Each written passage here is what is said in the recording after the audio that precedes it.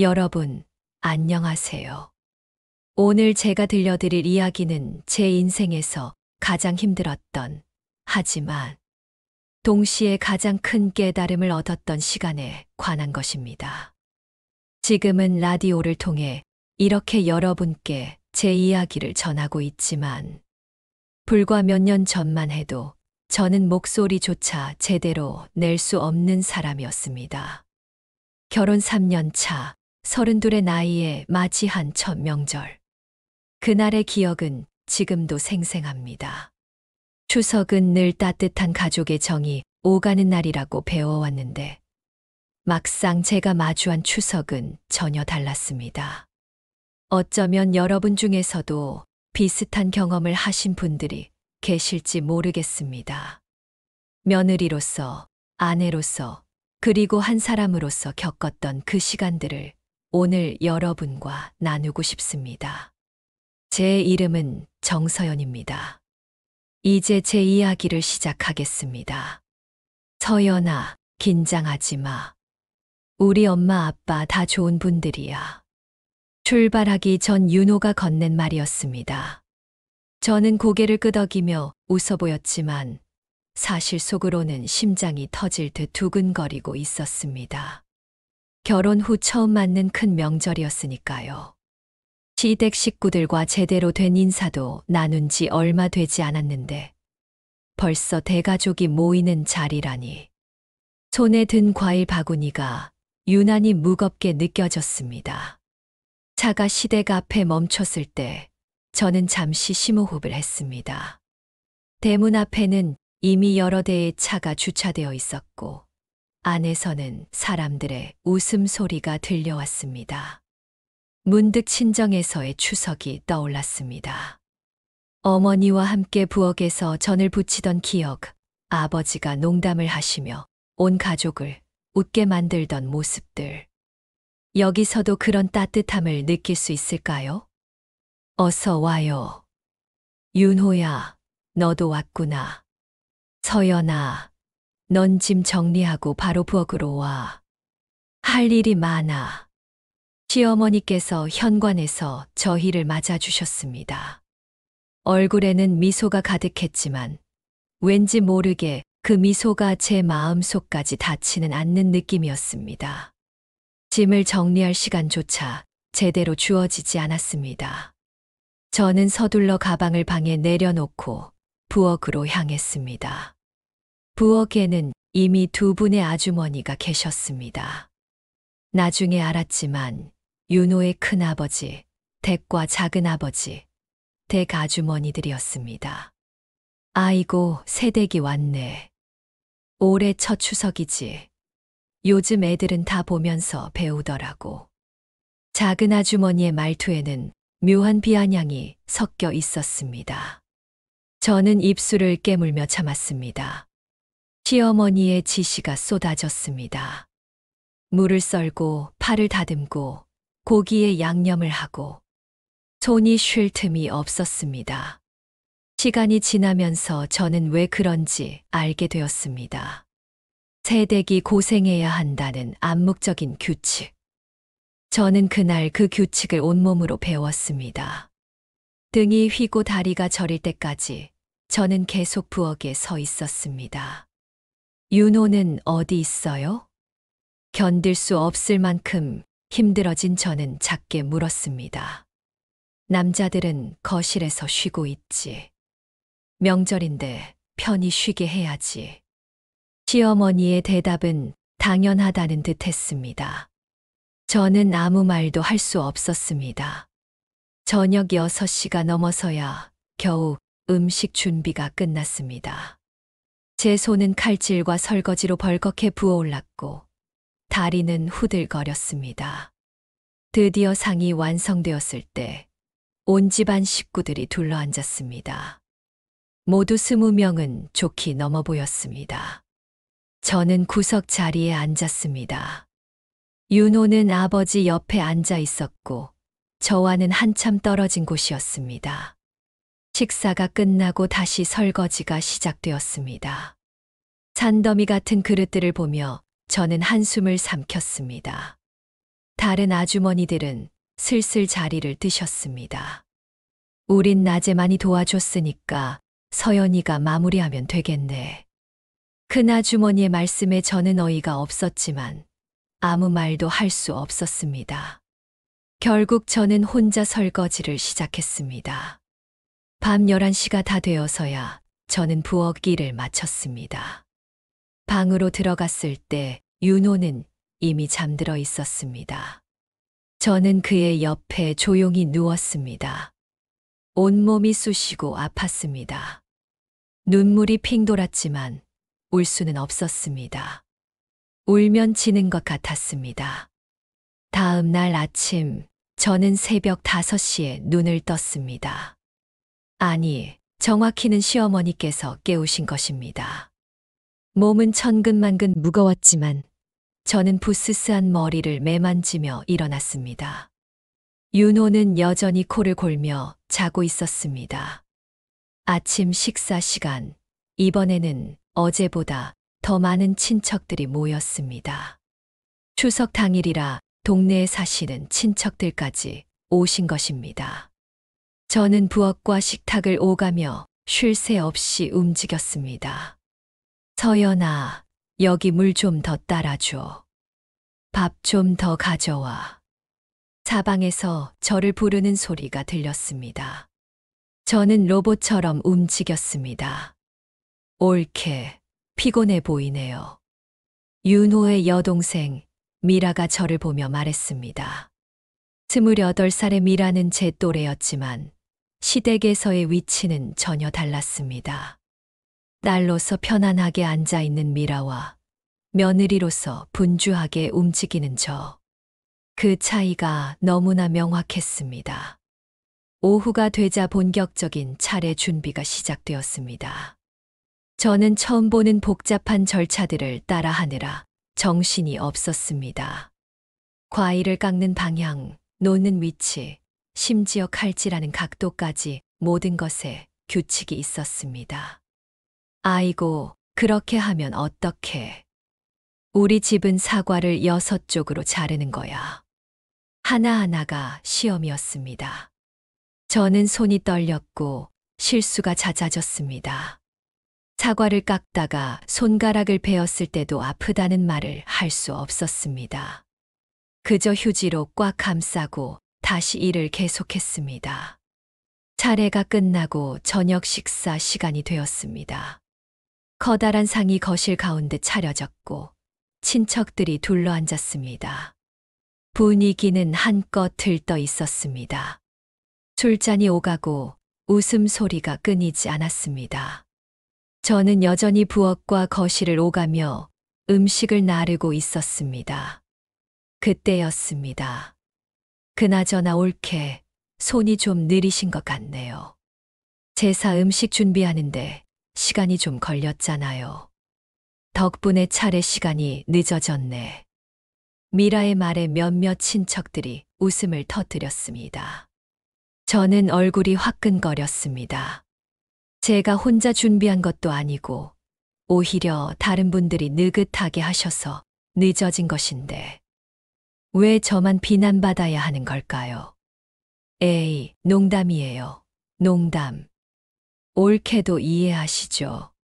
미라는 능글맞게 웃으며 저를 쳐다봤습니다.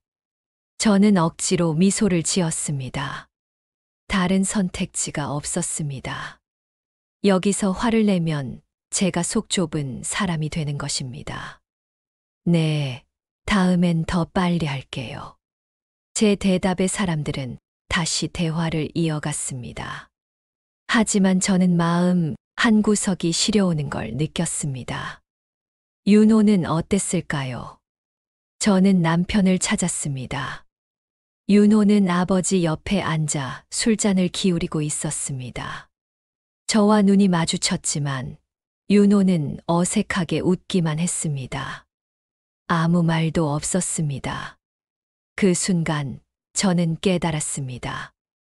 이 자리에서 저를 지켜줄 사람은 아무도 없다는 것을. 남편조차도. 저녁 식사가 끝나고 다시 설거지가 시작되었습니다. 이번에는 2배로 많은 양이었습니다. 저는 묵묵히 설거지를 했습니다. 손가락에 벤 상처가 물에 닿아 따가웠지만 참았습니다. 추석 아침이 밝았습니다. 저는 어제보다 더 일찍 일어났습니다. 아침 준비를 하는 동안 현관에서 소란스러운 소리가 들렸습니다.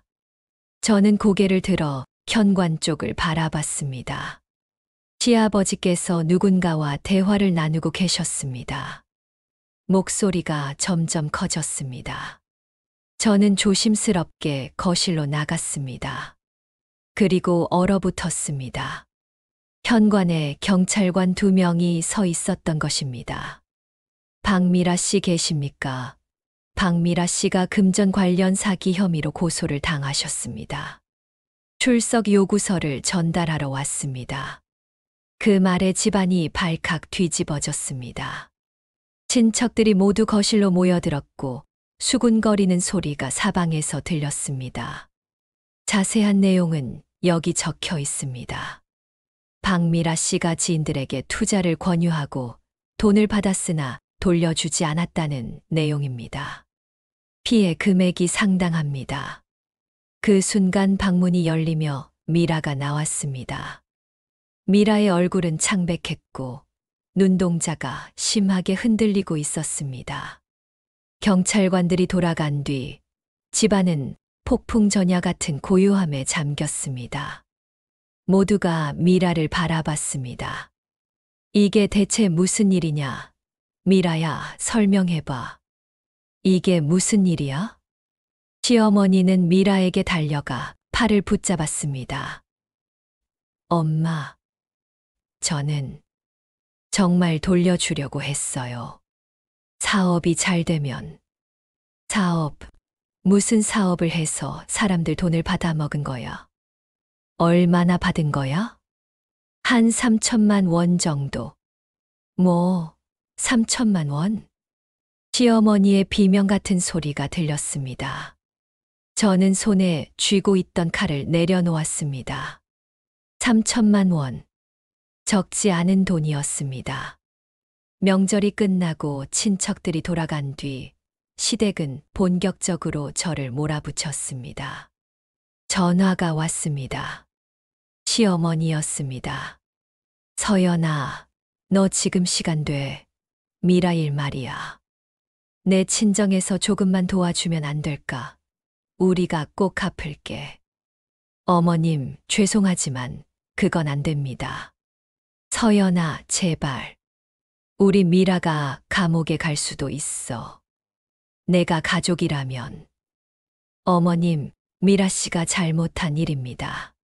그건 미라 씨가 책임지셔야 해요. 제 친정 부모님께서 평생 모은 돈을 그렇게 쓸 수는 없습니다. 너 정말 그렇게 나올 거니? 우리 집 며느리가 이렇게 매몰차도 되는 거야. 매몰찬 게 아닙니다. 당연한 거예요. 좋아. 내가 그렇게 나온다면 우리도 생각이 있어. 두고 봐. 전화가 끊겼습니다. 저는 전화기를 내려놓고 한숨을 쉬었습니다. 손이 떨렸습니다. 하지만 후회는 되지 않았습니다. 제가 한 선택이 옳다고 믿었으니까요. 그날 밤 저는 잠을 이룰 수 없었습니다. 옆에서 윤호도 뒤척이고 있었습니다. 저는 조용히 물었습니다. 당신은 나를 어떻게 생각해요? 나는 당신의 아내예요. 가족이죠. 그런데 당신은 부모님과 미라 씨 편만 들어요. 나는 가족이 아닌가요? 그런 게 아니라, 서연아, 솔직히 말할게. 나도 힘들어. 부모님은 계속 나를 압박하고 너는 이해해 주지 않고. 이해해 달라고요? 당신은 이틀 동안 나를 방치했어요. 나 혼자 일하게 만들었고 미라 씨가 나를 조롱할 때도 가만히 있었어요. 그런데 이제 와서 이해해 달라고요? 나도 어쩔 수 없었어. 그게 우리 집 분위기야. 그 분위기가 잘못됐다는 생각은 안 해요? 잘못됐다기보다는 원래 그래왔으니까. 저는 허탈한 웃음이 나왔습니다. 더 이상 할 말이 없었습니다. 그날 이후로 상황은 더욱 나빠졌습니다. 윤호는 저와 거의 말을 하지 않았고 시댁에서는 하루가 멀다 하고 전화가 왔습니다. 저는 더 이상 전화를 받지 않았습니다. 일주일쯤 지났을까요? 회사에서 일을 하고 있는데 몸이 이상했습니다. 어지럽고 속이 메스꺼웠습니다. 저는 화장실로 달려가 토했습니다. 서연아, 괜찮아? 동료가 걱정스럽게 물었습니다. 하지만 괜찮지 않았습니다. 오후에도 계속 어지러웠고 집중할 수 없었습니다. 결국 조퇴를 하고 집으로 돌아왔습니다. 집에 누워 있는데 윤호한테서 문자가 왔습니다. 오늘 엄마가 우리 집에 오신대. 저녁 준비해 놔. 저는 문자를 보고 한숨을 쉬었습니다. 몸은 아픈데 시어머니를 맞이해야 한다니. 저는 억지로 일어나 부엌으로 갔습니다. 저녁 준비를 하는데 손에 힘이 없었습니다. 칼질을 하다가 또 손가락을 베었습니다. 저녁 6시쯤 시어머니께서 오셨습니다. 윤호도 함께 들어왔습니다. 저는 억지로 웃으며 인사를 드렸습니다.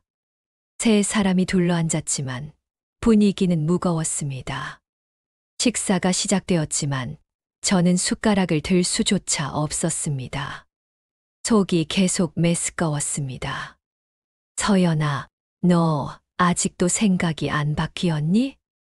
시어머니께서 저를 부르셨습니다. 어머님, 제 생각은 변하지 않았습니다. 서연아, 너 정말 우리 미라가 감옥에 가도 괜찮다는 거니? 감옥에 가는 건 미라 씨가 잘못해서예요. 제 탓이 아닙니다. 내 탓이 아니라고. 너도 이 집 식구잖아. 식구가 어려울 때 도와줘야지. 식구라면 저한테도 잘해줬어야죠. 제 대답에 시어머니의 얼굴이 붉어졌습니다. 뭐, 잘해주지 않았다고. 우리가 너한테 뭘 어떻게 했는데. 추석 때 저를 어떻게 대했는지 기억하세요.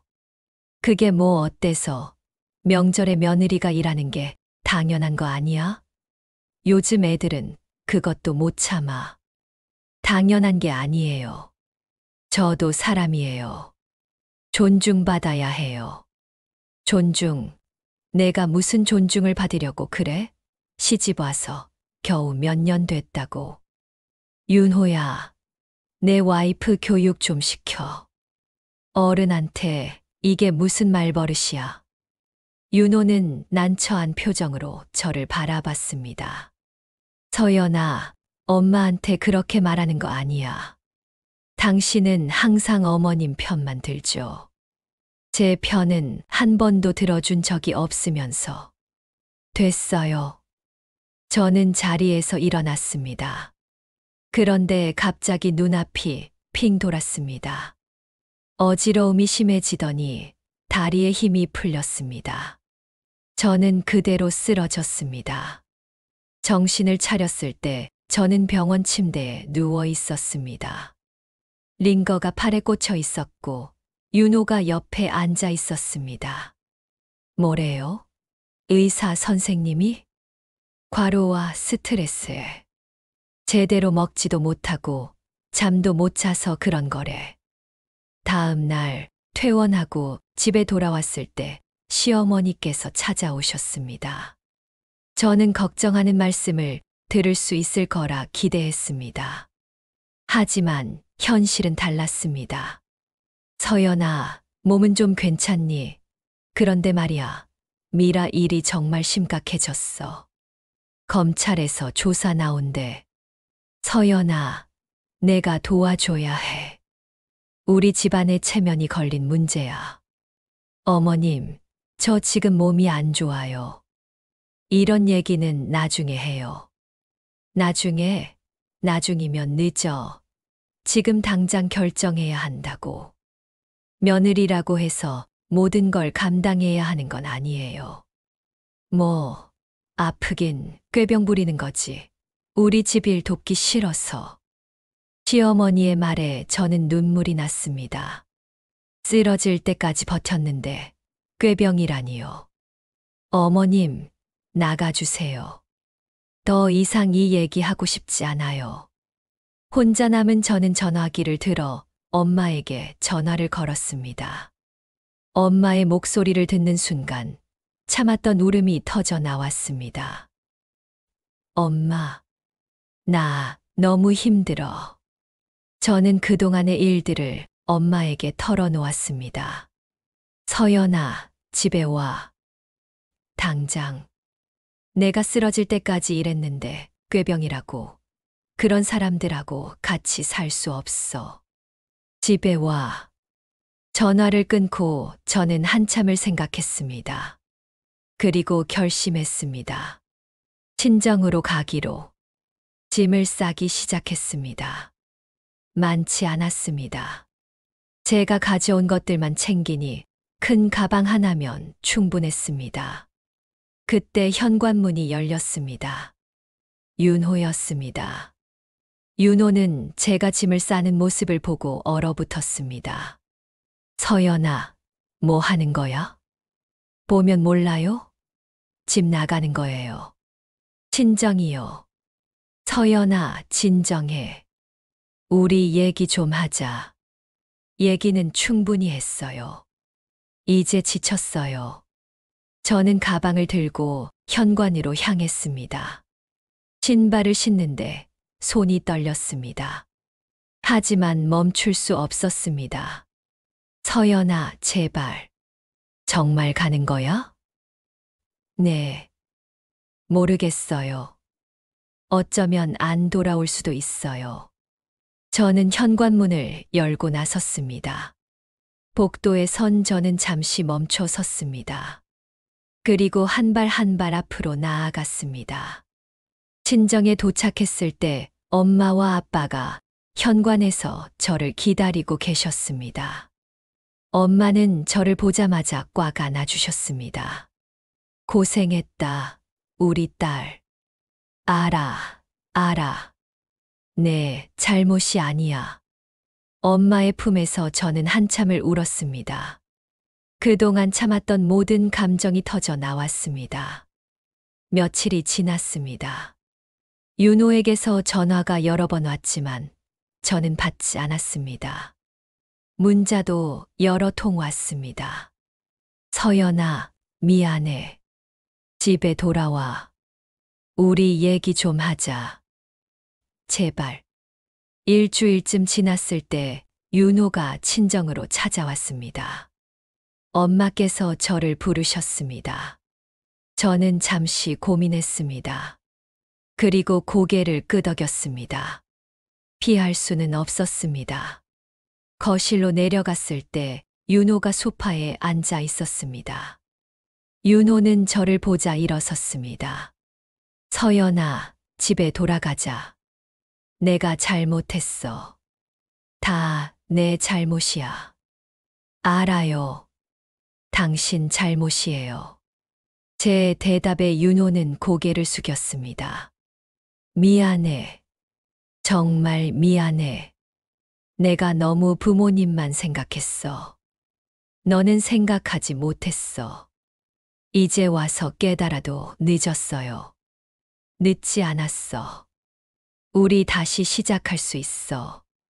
저는 윤호를 바라봤습니다. 진심으로 보였습니다. 하지만 믿을 수 없었습니다.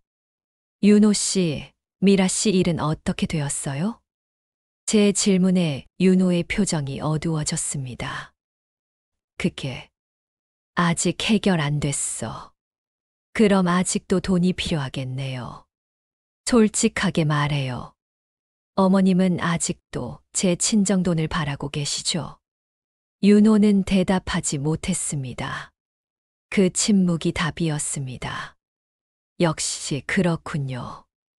윤호 씨, 당신은 변하지 않았어요. 여전히 부모님 뜻을 따르려고 하죠. 서연아, 그게 아니라, 그게 맞아요. 당신이 저를 찾아온 것도 결국 돈 때문이에요. 아니야. 나는 정말 너 때문에 온 거야. 윤호가 소리쳤습니다. 하지만 저는 흔들리지 않았습니다. 그럼 증명해 보세요. 지금 당장 부모님께 전화해서 말씀하세요. 서연이 친정돈은 쓸 수 없다고. 미라의 일은 미라가 해결해야 한다고. 윤호는 전화기를 꺼냈습니다. 하지만 전화를 걸지 못했습니다. 손가락이 화면 위에서 멈춰 있었습니다. 못하시죠. 역시 못하시는군요. 저는 자리에서 일어났습니다. 윤호 씨, 돌아가세요. 우리는 끝났어요. 서연아, 제발. 돌아가세요. 다시는 찾아오지 마세요. 저는 방으로 올라갔습니다. 뒤에서 윤호가 부르는 소리가 들렸지만 돌아보지 않았습니다. 방에 들어와 문을 닫았을 때 저는 무너져 내렸습니다. 바닥에 주저앉아 한참을 울었습니다. 사랑했던 사람이었습니다. 하지만 이제는 아니었습니다. 다음 날 저는 변호사 사무실을 찾았습니다. 이혼 상담을 받기 위해서였습니다.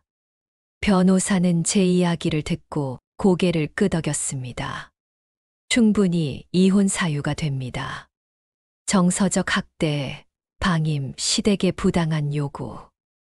이 모든 것이 근거가 될 수 있어요. 저는 고개를 끄덕였습니다. 저는 이 결혼을 끝내기로 마음먹었습니다. 집에 돌아왔을 때 엄마가 기다리고 계셨습니다. 서연아, 어디 갔다 와? 변호사 사무실 다녀왔어요. 이혼하려고요. 엄마는 한숨을 쉬셨습니다. 엄마는 내가 행복하면 그걸로 됐어. 내 결정을 존중할게. 감사해요, 엄마. 저는 엄마를 안았습니다. 그리고 생각했습니다. 이게 진짜 가족이구나. 저를 이해하고 지지해 주는 사람들. 가을이 깊어갔습니다. 이혼 소송이 진행되고 있었습니다. 윤호는 끝까지 이혼에 동의하지 않았고 결국 재판까지 가게 되었습니다. 첫 재판 날 저는 변호사와 함께 법원에 갔습니다. 윤호도 변호사와 함께 있었습니다. 그리고 놀랍게도 시어머니도 함께 왔습니다. 법정에서 저는 그동안의 일들을 진술했습니다. 추석 때의 일, 미라의 사건, 시댁의 부당한 요구, 모든 것을. 변호사는 제가 쓰러졌을 때의 진단서도 증거로 제출했습니다. 재판은 여러 차례 이어졌습니다. 그러던 중 예상치 못한 일이 발생했습니다. 미라의 사건이 다시 불거진 것입니다. 어느 날 뉴스를 보다가 저는 깜짝 놀랐습니다. 미라가 구속되었다는 소식이었습니다. 피해 금액이 생각보다 훨씬 컸고 추가 피해자들이 나타난 것입니다. 며칠 후 시아버지께서 친정으로 찾아오셨습니다. 엄마께서 저를 부르셨습니다. 거실로 내려갔을 때 시아버지는 소파에 앉아 계셨습니다. 많이 늙으신 것 같았습니다. 서연아, 우리 미라 좀 도와줄 수 없겠니? 변호사 비용이라도. 제발. 우리가 잘못했어. 너한테 미안했어. 아버님, 저는 더 이상 당신네 집안 사람이 아니에요. 이혼 소송 중이잖아요. 이혼을 취소하면 되지 않겠니? 우리가 앞으로 잘할게. 취소할 수 없어요. 그리고 저는 믿지 않아요. 서연아, 내가 이렇게 매몰차도 되는 거냐? 시아버지의 목소리가 높아졌습니다. 매몰찬 게 아니라 당연한 거예요. 미라 씨의 잘못을 왜 제가 책임져야 하나요? 너도 한때 우리 집 식구였잖아. 한때였죠. 이제는 아니에요. 이 은혜를 모르는 것. 넌 우리 집 며느리로 들어온 거야. 며느리도 사람이에요. 존중받아야 해요. 저는 이틀 동안 노예처럼 일했어요. 조롱당했고 무시당했어요. 그게 은혜인가요? 그 순간 엄마께서 나서셨습니다. 그만하세요. 우리 딸은 잘못한 게 없어요. 네, 제가 가르쳤어요. 당당하게 살라고. 부당한 일에 굴하지 말라고. 이제 돌아가세요. 다시는 우리 집에 오지 마세요. 시아버지는 분한 표정으로 자리를 박차고 나가셨습니다. 저는 엄마의 어깨에 기대어 한참을 서 있었습니다. 그해 겨울이 왔습니다. 이혼 재판은 최종 단계에 접어들었습니다. 마지막 재판 날, 저는 법정에 섰습니다. 윤호도 맞은편에 앉아 있었습니다. 판사가 물었습니다.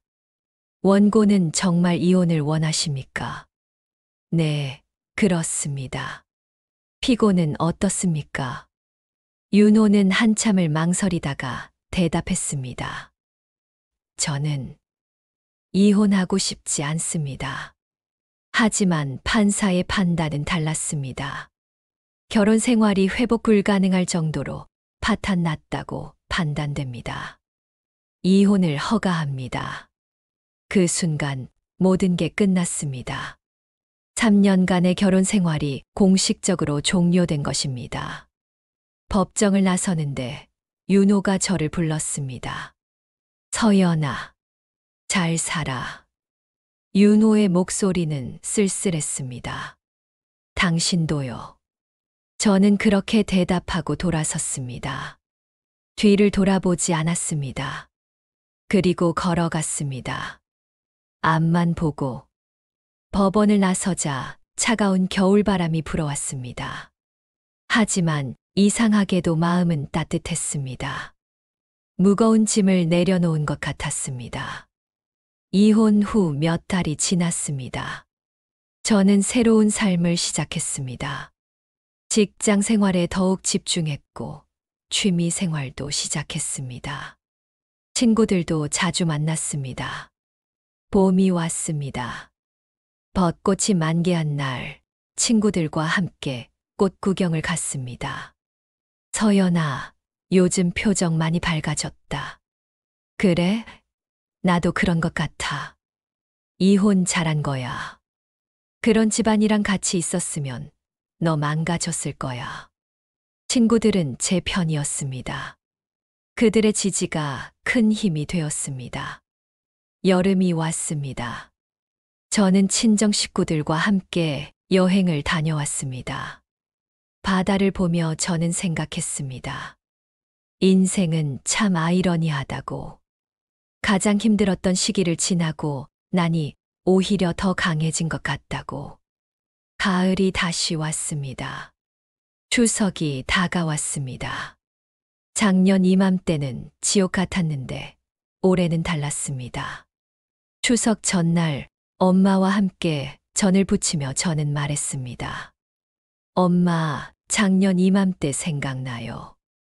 그때 정말 힘들었지. 근데 이상하게도 그때 일이 있었기에 지금의 제가 있는 것 같아요. 저를 더 강하게 만들어줬어요. 그래, 힘든 일을 겪으면 사람이 강해지는 법이야.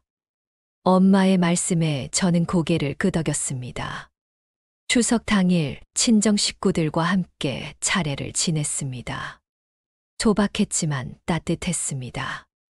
웃음이 있었고 사랑이 있었습니다. 아무도 저를 부려먹지 않았고 조롱하지도 않았습니다.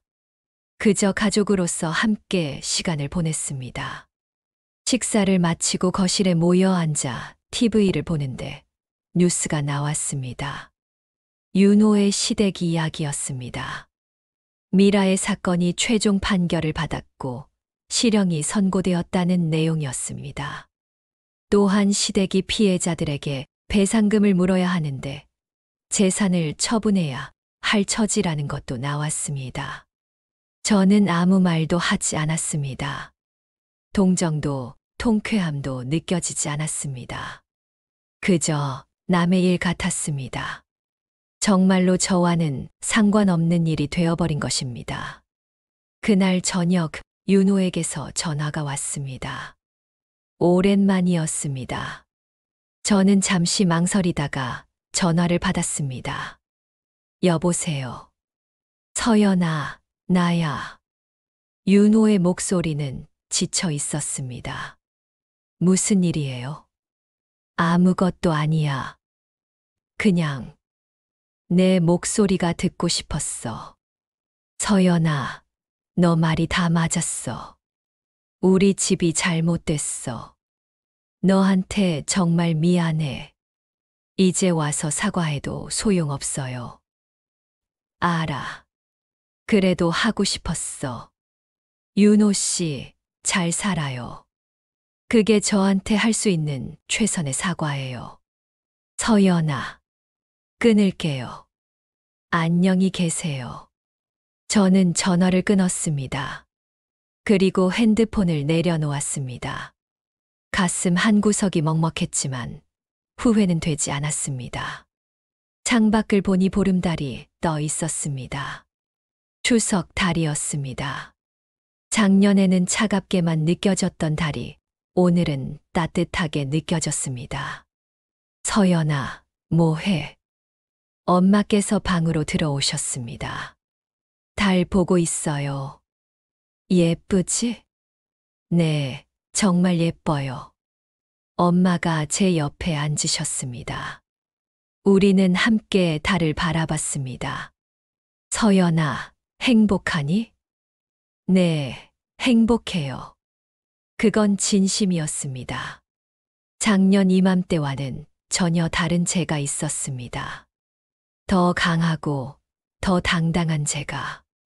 엄마, 감사해요. 항상 제 편이 되어주셔서요. 당연한 거지. 넌 내 딸이잖아. 우리는 한참을 함께 달을 바라봤습니다. 고요하고 평화로운 시간이었습니다. 이게 진짜 명절이구나, 저는 생각했습니다. 사랑하는 사람들과 함께 평화롭게 보내는 시간. 여러분, 제 이야기가 여기까지입니다. 지금 저는 이혼한 지 3년이 지났습니다. 그동안 참 많은 일이 있었습니다. 힘들기도 했고, 외롭기도 했습니다. 하지만 후회는 한 번도 하지 않았습니다. 지금 저는 행복합니다. 직장에서는 부서장까지 승진했고, 취미 생활로 그림을 시작했습니다. 좋은 친구들이 있고, 사랑하는 가족이 있습니다. 무엇보다 저 자신을 사랑하게 되었습니다. 작년 추석에는 친정 식구들과 함께 제주도로 여행을 갔습니다. 바다를 보며 전을 부치고 웃으며 이야기를 나눴습니다. 그게 저에게는 최고의 명절이었습니다. 가끔 옛 생각이 날 때도 있습니다. 윤호와 처음 만났을 때, 사랑에 빠졌을 때, 결혼식을 올렸을 때, 그때는 정말 행복했습니다. 하지만 그게 전부가 아니라는 걸 이제는 압니다. 결혼이 전부가 아닙니다. 가족이 전부가 아닙니다. 가장 중요한 건 나 자신입니다. 내가 행복해야 다른 사람도 행복하게 만들 수 있습니다. 내가 나를 사랑해야 다른 사람도 나를 사랑할 수 있습니다. 여러분 중에 혹시 저와 비슷한 상황에 계신 분이 있으신가요? 시댁에서 힘든 일을 겪고 계신가요? 배우자가 내 편이 되어주지 않나요? 그렇다면 꼭 기억하세요. 당신은 잘못하지 않았습니다. 당신은 존중받을 자격이 있습니다. 며느리도 사람입니다. 노예가 아닙니다. 명절에 일하는 게 당연한 게 아닙니다. 조롱당하고 무시당하는 게 당연한 게 아닙니다. 시댁의 빚을 대신 갚아야 하는 것도 당연한 게 아닙니다. 당신은 당당하게 아니요라고 말할 수 있습니다. 부당한 일에 맞설 수 있습니다. 그게 가족을 배신하는 게 아닙니다. 오히려 당신 자신을 지키는 겁니다. 저는 3년 전 그 추석을 잊을 수 없습니다. 그때의 고통, 서러움, 분노. 하지만 그 경험이 저를 더 강하게 만들었습니다. 저는 더 이상 누구에게도 휘둘리지 않습니다. 저는 제 삶의 주인입니다. 추석은 원래 가족이 모여 함께 웃는 날입니다. 한 사람을 희생시켜 체면을 세우는 날이 아닙니다. 며느리를 부려먹는 날이 아닙니다. 진정한 가족이라면 서로를 존중하고 배려해야 합니다. 얼마 전 엄마께서 말씀하셨습니다. 서연아, 너 요즘 정말 예뻐졌다. 표정이 밝아졌어. 눈빛이 달라졌어. 엄마의 말씀에 저는 웃었습니다. 그리고 생각했습니다. 맞아요. 저는 변했어요. 더 강해지고, 더 당당해지고, 더 행복해졌어요. 지난주에는 새로운 사람을 소개받았습니다. 천천히 알아가는 중입니다. 서두르지 않습니다. 이번에는 신중하게 제대로 보려고 합니다. 그 사람이 정말 저를 존중하는지, 저를 소중히 여기는지. 이번 추석에는 친구들을 초대할 생각입니다. 친정에서 함께 음식을 만들고 웃으며 시간을 보낼 겁니다. 아무도 고생하지 않고 모두가 함께 즐기는 명절. 그게 제가 꿈꾸는 명절입니다. 여러분, 제 이야기를 들어주셔서 감사합니다. 이 이야기가 누군가에게 힘이 되었으면 좋겠습니다. 힘든 상황 속에서도 자신을 지키려고 노력하는 모든 분들께 응원을 보냅니다. 당신은 혼자가 아닙니다. 당신은 강한 사람입니다. 당신은 행복할 자격이 있습니다. 저는 더 이상 아프지 않습니다. 추석이 두렵지 않습니다. 명절이 즐겁습니다. 왜냐하면 저는 이제 진짜 가족과 함께 웃을 수 있게 되었으니까요. 여러분도 행복하시길 바랍니다. 진심으로. 그리고 기억하세요. 당신은 소중한 사람입니다. 당신은 존중받을 자격이 있습니다. 당신은 행복할 수 있습니다. 지금까지 제 이야기를 들어주셔서 감사합니다. 여러분, 오늘도 좋은 하루 보내세요. 감사합니다.